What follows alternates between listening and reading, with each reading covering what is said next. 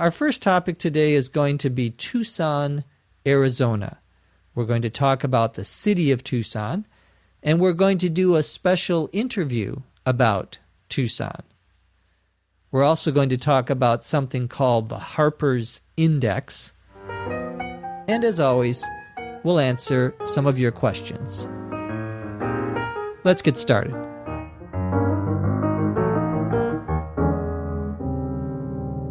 Our first topic today is going to be about the city of Tucson as part of our cities series that we've been doing every month or so here on the English Cafe. Today we're going to do something a little different. We are going to interview someone who is from originally this city.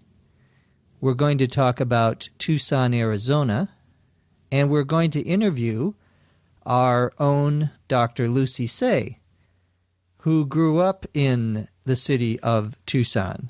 So, Lucy, welcome to the English Cafe. Thank you. I'm happy to be here. Now, Lucy, let's start by talking about where Tucson is in the United States for people who don't know. Tucson is in the state of Arizona, and Arizona is in the southwestern part of the U.S. It's next to California in the southern part. Arizona is also part of the Four Corners in the United States. In the southwestern part of the U.S., there are 4 states that meet each other at the corner. And those states are, of course, Arizona, New Mexico, Utah, and Colorado. So if you visit the Four Corners area, you could actually stand in a place and take a step this way, that way, and the other way, and be in 4 different states in a very short time. Arizona is also right next to Mexico. It shares a border that's border, meaning it's right next to Mexico, and they shared this border for nearly 400 miles. What are some things, Lucy, that someone visiting Arizona could see? What should a tourist see if they go to Arizona? Well, the most well-known landmark in Arizona is probably the Grand Canyon, Canyon. And the Grand Canyon is a very, very large hole in the ground that was formed by the Colorado River over many, many centuries. The Grand Canyon is considered to be one of the wonders of the world, or one of the most amazing natural things of interest in the world. The other thing that Arizona is known for is the Indian reservation. The Navajo Indians have a reservation, Reservation.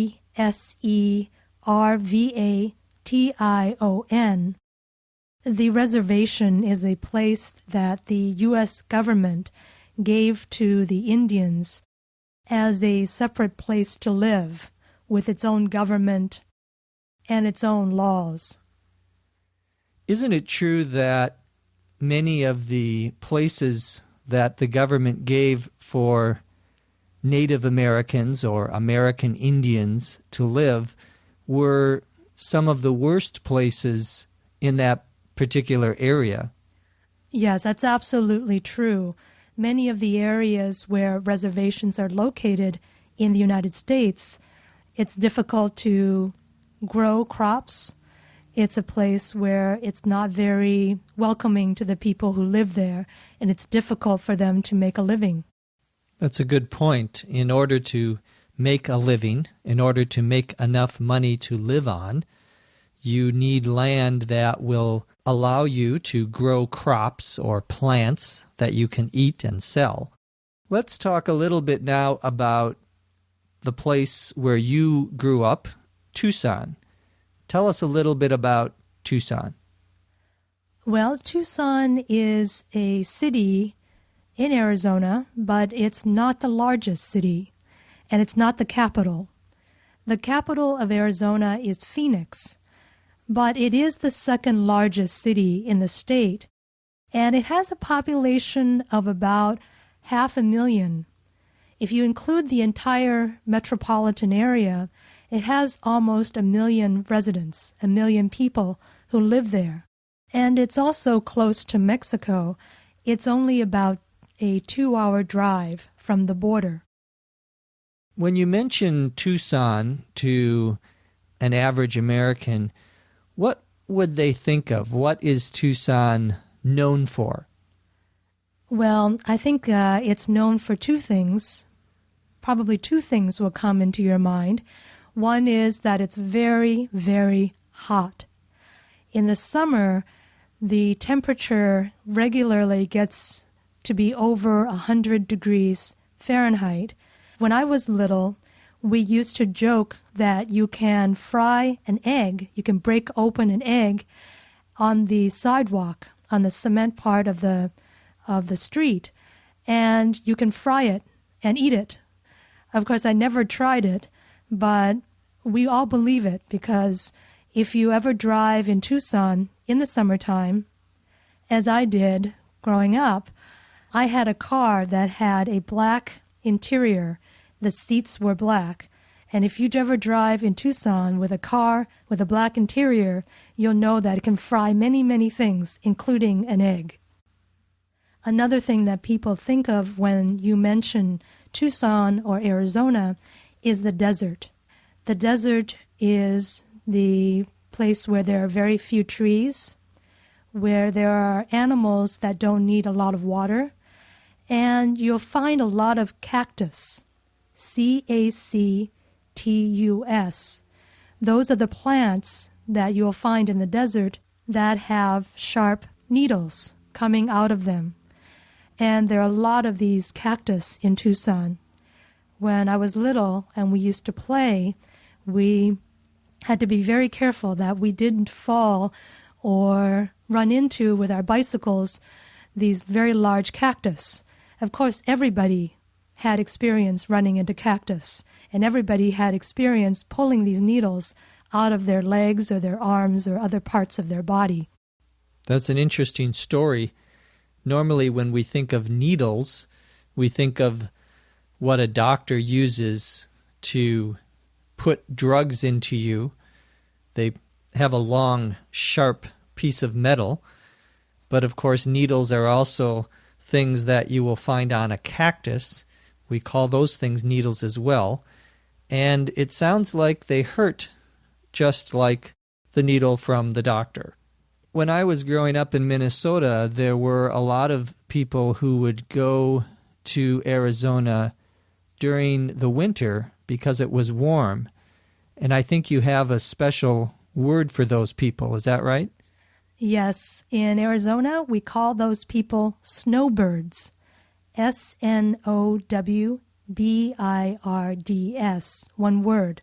These are people who come from places like Minnesota where it's very cold in the wintertime, usually people who are retired. That means that they're older and they don't work anymore. They come from these cold states and come to spend the winter in Arizona. So we definitely saw more people in Arizona during the winter than during the summer months. Arizona, when I think of it, is also associated with cowboys, men who ride on horses and take care of cows and other animals. Can you tell us a little bit about the culture of the cowboy in Arizona? Cowboys are definitely a part of the history of Arizona. It was an area back probably about 100 years ago where it was mostly cowboys there. Today, you probably won't find too many cowboys walking down the street in Tucson carrying guns at their waist and ready for a gunfight. But you will still see people wearing cowboy hats and wearing cowboy boots.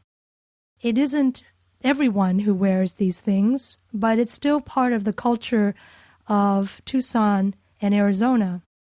In fact, Today we still celebrate the culture of the cowboy by having Rodeo Week every February. Rodeo, R-O-D-E-O, is a competition where cowboys who ride horses and bulls, those are male cows, compete to see who can ride the horse or the bull better than everyone else. And so you can go to a rodeo, you go inside of a stadium, and you watch cowboys sit on bulls, which are male cows who don't want people sitting on them and riding them. So once you get on them, they try to throw you off. And you will see competitions to see who can stay on the bull the longest. I and many school children in Tucson look forward to Rodeo Week every year, not because we love the rodeo, even though it was very interesting. It's because all public school children in Tucson got 2 days off of school. That means we didn't have to go to school for 2 days to celebrate Rodeo Week. So we all loved Rodeo Week every year. Thank you, Lucy, for taking some time to talk about the city where you grew up in, Tucson, Arizona. Perhaps we can have you back again some other time here on the cafe. Anytime. It was my pleasure. Our second topic today is something called the Harper's Index. Harper's is the name of a monthly magazine. It is an old magazine. It has been publishing for many years. It's basically a political and literary magazine, a magazine that has articles about culture and politics in the United States. A few years ago, Harper's began a new feature, a new part of the magazine, where they would have one page of interesting statistics. Statistics about all different kinds of topics. Each of these statistics would have just one sentence telling you what it was. It has become popular among many people who like to read this magazine. For example, here are some of the statistics about U.S. life in a recent Harper's issue. An issue of a magazine is a copy of the magazine. For example, the September issue is the September publication of that magazine. The average number of miles driven by an American in 2004 was 13,711. That would be about 22,000 kilometers. So the average American drives about 22,000 kilometers a year. This number has increased almost every year.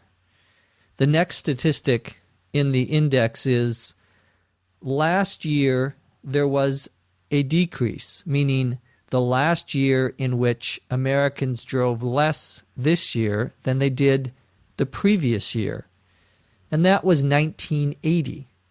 So Americans have been driving more and more every year on average since 1980. These are the kinds of statistics that you'll find in Harper's Index. They can be very interesting, tell you a little bit about American life. Here's another one. The percentage change, the change in the percentage since 2002 in the number of U.S. teenagers, using illegal drugs like marijuana, for example. The statistic is minus 15%. So the number of U.S. teens using illegal drugs has gone down 15% since 2002.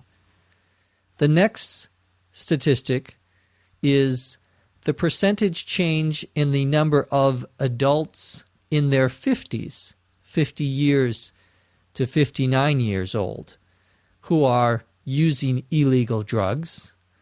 That percentage change is plus 63, meaning the number has increased 63% since 2002. So the number of teenagers using drugs has declined, illegal drugs, whereas the number of adults in their 50s using drugs has increased dramatically.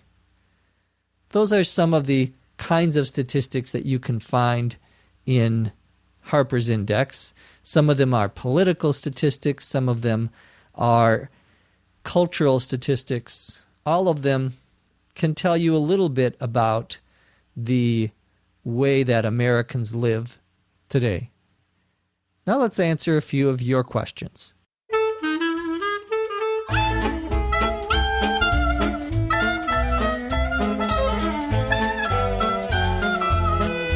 Our first question comes from Sihyung, Sihyung, in South Korea. The question is, what is the meaning of the expression to get a kick out of something?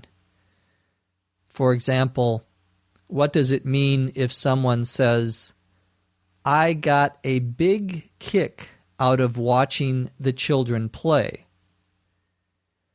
To get a kick out of, or to get a big kick out of something, means to find something interesting and funny, to be amused by something, to laugh about something, or to get some sort of pleasure out of watching something. For example, my mother says she gets a big kick out of hearing my 4-year-old nephew sing to her on the telephone whenever she calls. She finds it funny. She likes it. She doesn't like it when I sing. I'm not sure why. Estela, Estela, from Mexico, wants to know the meaning of the verb to commute, C-O-M-M-U-T-E.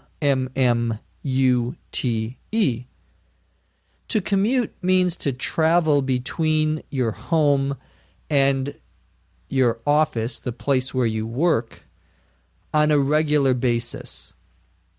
To drive or to take public transportation to go from your home to where you work. If you work at home, you don't have any commute. You don't have to commute. We can use commute as a noun or a verb.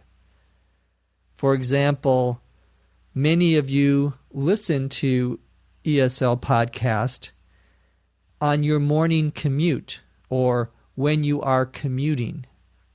You're sitting in a subway, a train, a bus, your car, and you're listening to the podcast as you are going from your house to the place where you work. Eugenia, Eugenia, from Spain, wants to know the meaning of the expression, I won't stand for something. I won't stand for something means I won't tolerate, I won't put up with this situation. I am not going to allow this situation to continue. Usually, it is some sort of negative situation. For example, your neighbor's dog is making a lot of noise, and you say, I am not going to stand for all of this noise, listening to all of this noise. I'm going to do something about it to change the situation. Or you could say, my boss doesn't want any of us to talk about our new services to other companies. He won't stand for it and will fire anyone who does. He won't stand for it. He won't allow it. He won't tolerate it. Finally, Yoshi, Y-O-S-H-I, in Tokyo, Japan, wants to know the meaning of the proverb or the expression, early to bed, early to rise, makes a man healthy, wealthy, and wise. This is an old American saying that Benjamin Franklin, one of the founders of the United States in the late 18th century, wrote or was said to have written. It's a famous quotation, in other words, of something that he said. Early to bed means going to bed early at 9 o'clock or 9:30 at night, for example. Early to rise means getting up early, waking up and getting up out of your bed early. So if you go to bed early and you wake up and get up early, you will be healthy, you will have good health physically, you will be wealthy, you will have a lot of money, and you will be wise. You will be very intelligent, very smart. Early to bed, early to rise makes a man healthy, wealthy, and wise. The idea is that if you work hard, you go to bed early, you get up early, your life will be better. If you go to bed late and you get up late in the morning, you will be in poor health, you will be financially poor, and you will be stupid. Well, not exactly. Someone actually did a study, did some research, and they looked at when people go to bed and when they get up. And they also looked at their health, how much money they made, and their educational attainment, meaning how many years of schooling they had, how good of an education they had. And they found that there was no relationship between going to bed early and being healthy, wealthy, and wise. This was a study that was published in the Canadian Medical Association Journal back in 2006. The article was called Early to Bed and Early to Rise, Does It Matter? So modern science appears to have shown that Benjamin Franklin was wrong. That's good news for me because I always go to bed late and I get up late.